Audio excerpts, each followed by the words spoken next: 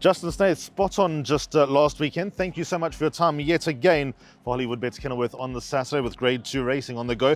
3 runners in the first race. Let's start with the first time. Number 2, Repetition, about twice over. Very well bred, strong dam. What are we expecting? Yeah, look, I'm throwing him straight in a mile. So probably going to need his first outing. Big action. Certainly a horse will come alive probably when the long straight comes. Then number 3, Express Yourself. Big improvement last time. Was that always on the cards? For sure. One of my nicer 3-year-olds, certainly a horse that, if this was a long running, I would say Home Jerome. Don't want to know about him getting beat. He's that type of horse.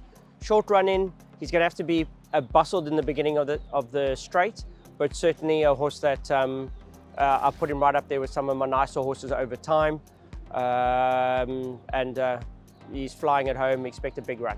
And then what again, you know the family quite well. Any signs of life of late? I would say his next start, you can start throwing him into the quartets and trifectas. He's taken forever, I do think he'll eventually probably win a race. If we skip race 2 and go into race 3, we got the poster boy of Class 5's Master of Paris running in a Class 4. He's gone up a division. Yes, unfortunately it happens to all the horses that do well, but doing well at home. Did not enjoy Durbanville, the firmness of the ground. He's a big horse, as you know.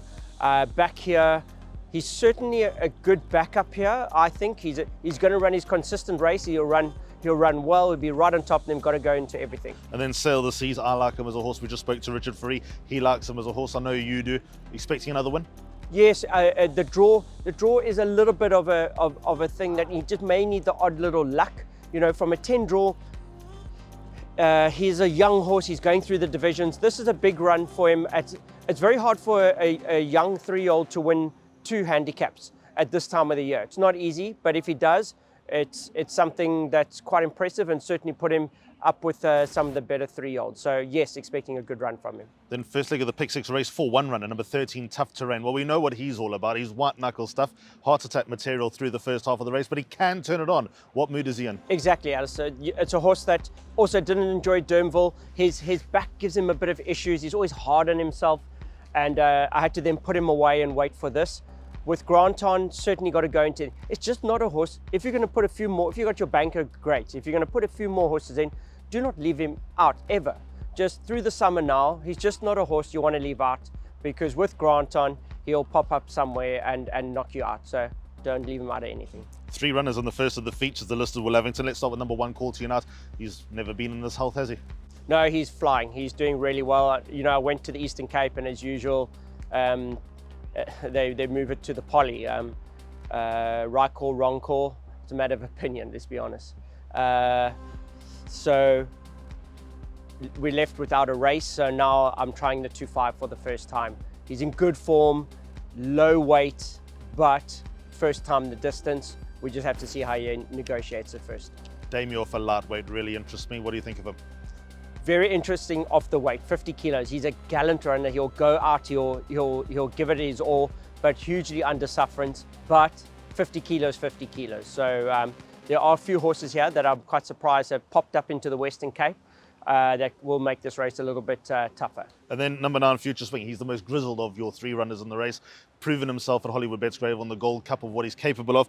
Are you just plotting the way we're staying races, or are there still other more classic races that you got in mind? I've got some very nice other stayers as well. They never saw the Natal season due to I had problems with the Summerveld sand track, and a few of my nice horses went wrong on me.